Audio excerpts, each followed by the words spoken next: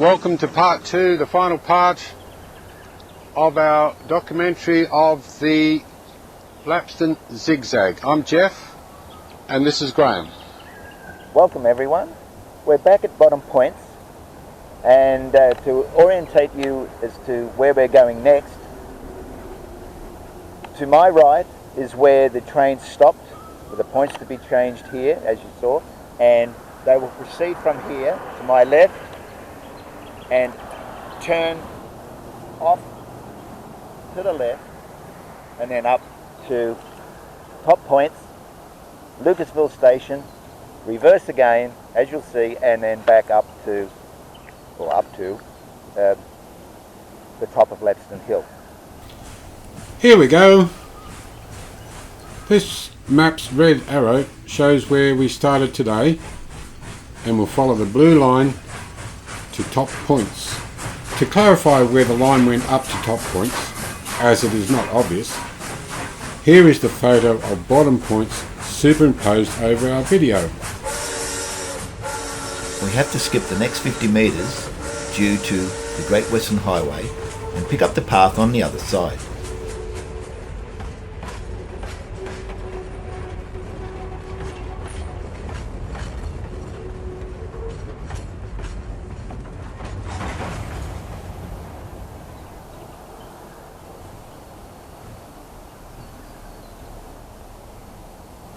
We spent some time here discussing the path the rail line took and rediscovered how it arrived here due to the numerous changes the Great Western Highway made to the landscape.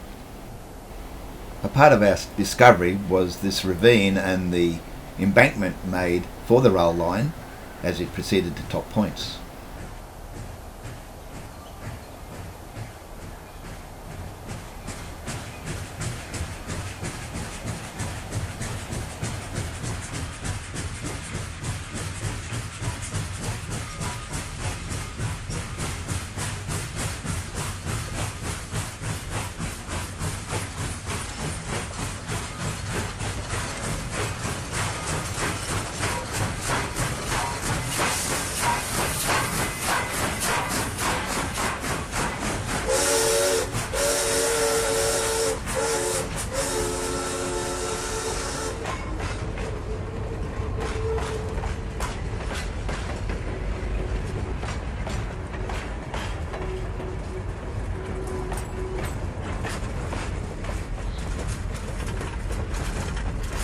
These days I'm serious.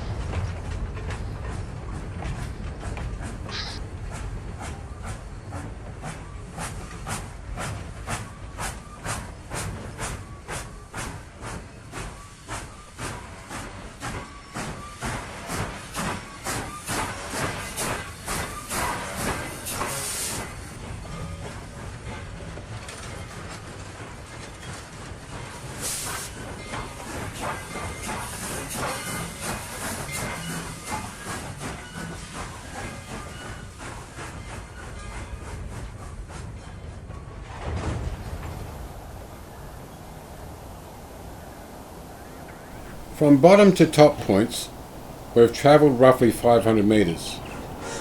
The red arrow shows where we are on the map.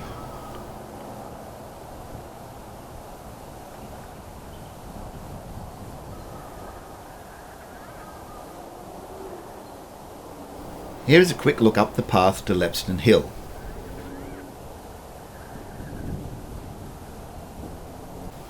Now a view of both Jeff on the path up from Bottom Points and the way to Lapstone Hill. Earlier in part one, I alluded to $2 million. This is the amount the Blue Mountain City Council will spend in late 2019 and early 2020 on upgrading walking tracks between key features in Knapsack Reserve. This includes Siding and Elizabeth lookouts to Knapsack Viaduct and Marge's lookout to Mitchell's Pass and Lennox Bridge. These signs definitely need an upgrade.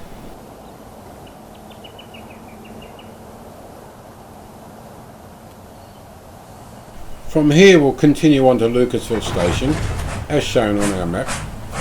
It's just 75 metres further to the north towards Upper Dead End and Siding Lookout.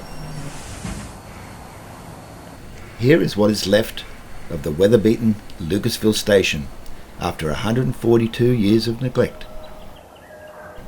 I see the steps to John Lucas's house. Is it still there? Will he be home? No, Jeff. Although these steps lead to Lucasville House, it is believed it burnt down in a bushfire in the early 1900s. Let's take a look.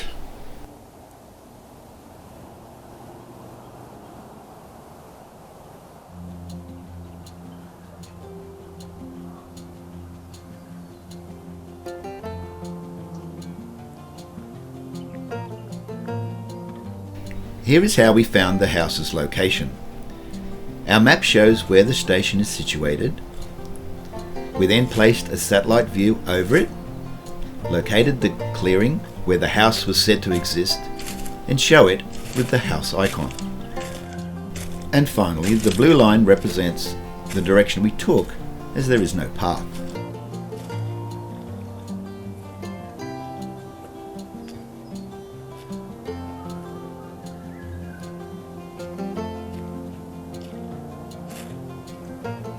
Hey, look! There's remnants of the path to the house.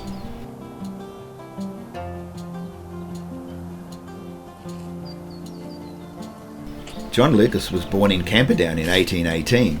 He trained as a carpenter, became an innkeeper, a building contractor, and then a magistrate.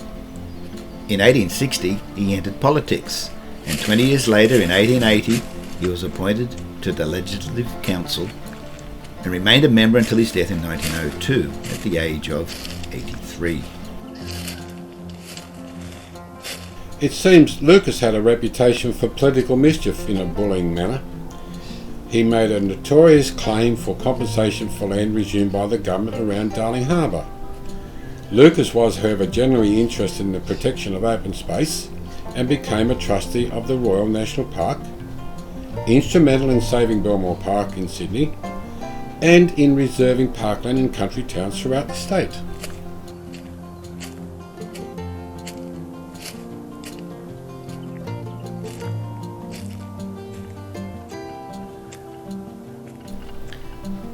Lucas built his country retreat adjacent to the top road of the Lapstone Zig Zag in anticipation of the coming rail line.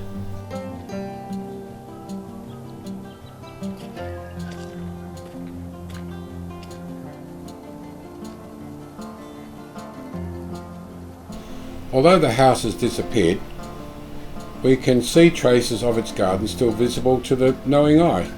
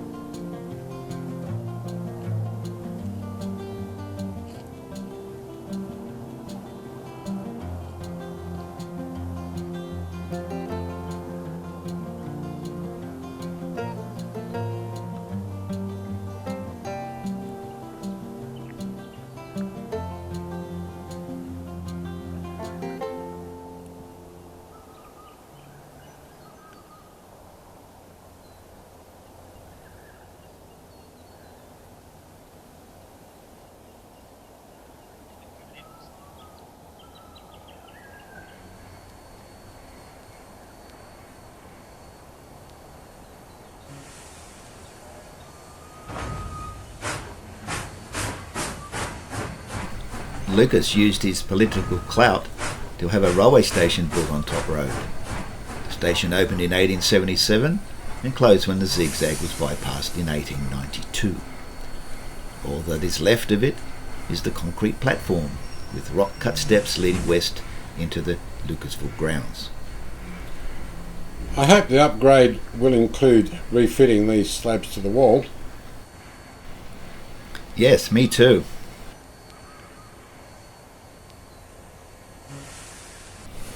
As shown on our map, next stop is the site of Upper Dead End and the view from Siding Lookout.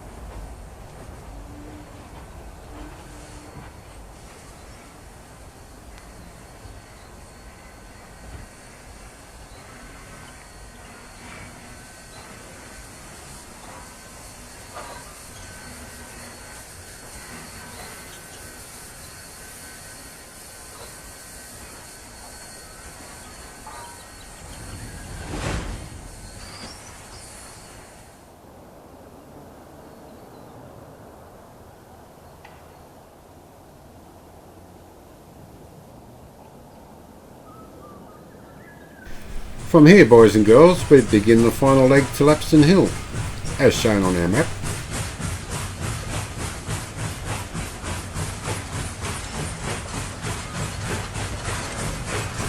First, we quickly retrace our steps through Lucasville Station and top points, then chug our way up through cuttings and embankments.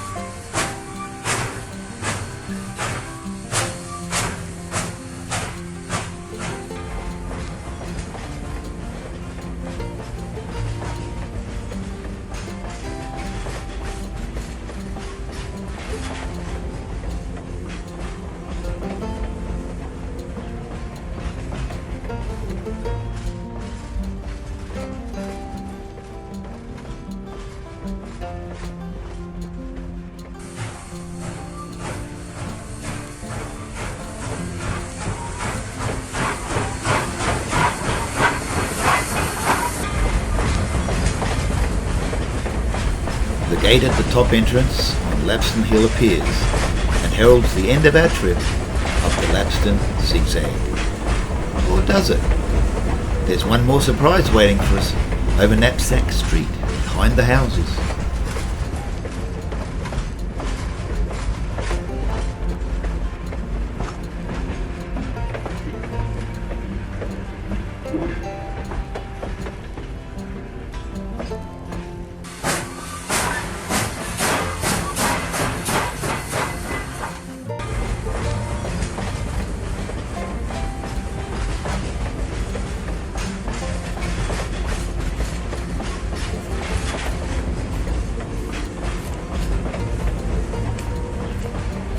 Yes!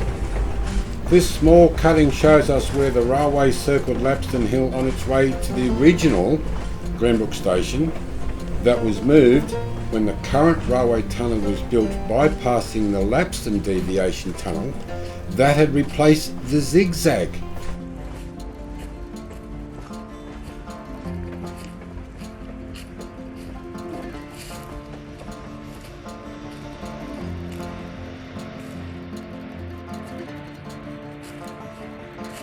Of course, the Great Western Highway has obliterated the remainder of the rail line to Glenbrook.